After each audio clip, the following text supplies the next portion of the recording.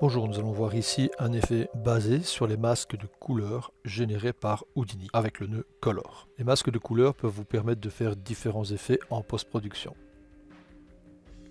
soit directement dans le composite d'Houdini ou bien dans ce cas avec Nuke.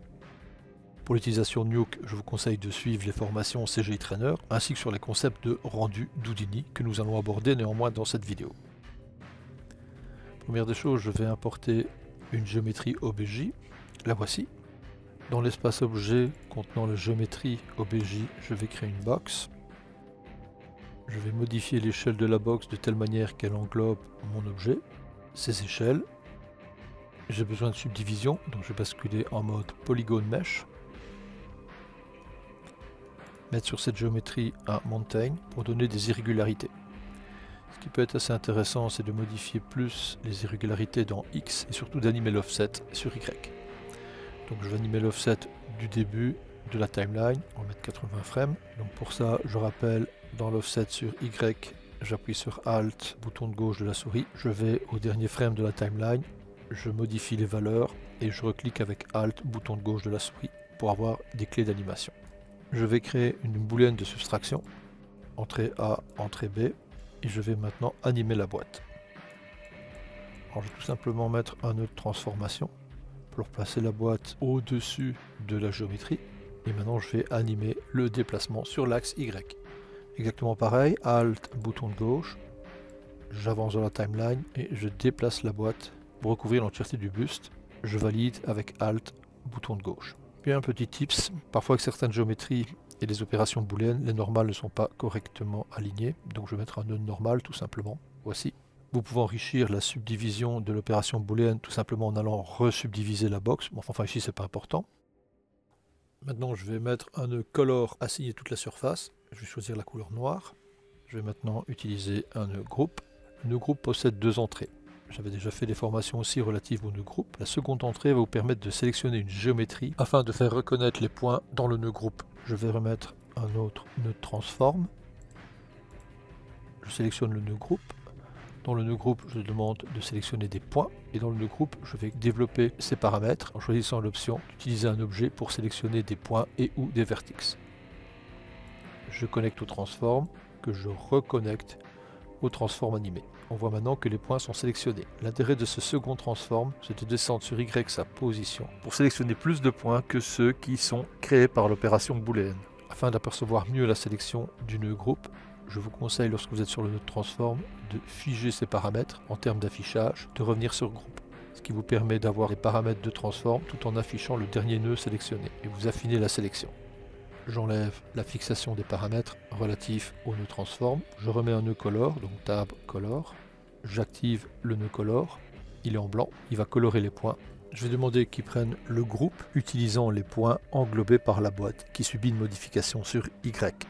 Et nous voyons maintenant qu'il colorise les points sélectionnés. Pour obtenir des flous, vous avez un outil dans Houdini qui est un outil blur. On active l'outil blur et on va demander qu'il agisse sur les attributs couleurs. Donc CD, en faisant un C majuscule et un D en bas de case. Vous pouvez dès à présent gérer tous les paramètres du blur. Voici, nous avons terminé notre première étape. Je vais créer une caméra, bloquer la vue de la caméra en utilisant le cadenas. Comme ça, tous les raccourcis clavier traditionnels pour les vues perspectives seront appliqués aux transformations de la caméra.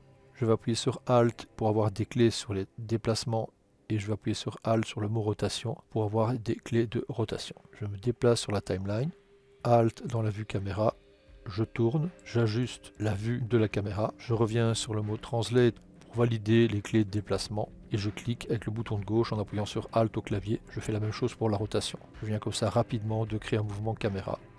Dupliquer maintenant le nœud buste. Celui-ci, je vais l'appeler Color Mask, tandis que celui-ci, je vais l'appeler Bust Render Matte.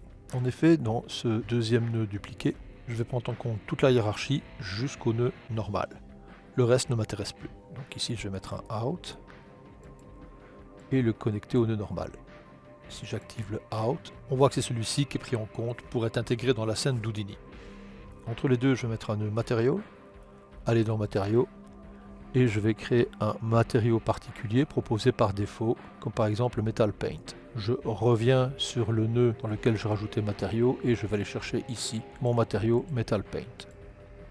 J'ai donc dans ma vue le buste avec les couleurs noir et blanc, je le désactive, et j'ai le buste avec le matériau Metal Paint. Pour faciliter les choses, j'ai besoin de deux moteurs de rendu, donc je vais calculer en même temps l'animation.